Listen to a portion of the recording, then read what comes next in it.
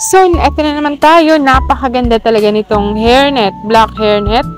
So, ipapakita ko po. Magsusuot po ako ng black hairnet today. So, napakaganda po nito. Kung mapakikita nyo nasa taas, napaka-simple. Pero once na, ito yung gagamitin ninyo, hindi na sabog-sabog yung buhok nyo, napaka-neat, napakabilis lang ikabit. Ayan. Napaka-simple lang. Bow tie ang itsura niya and then, parang ginanchilyo yung kanyang pinaka-hairnet sa baba. Titigan nyo naman. Okay? Napakaganda, napaka-simple. And hindi nyo na kailangan ng komplikadong hairstyle.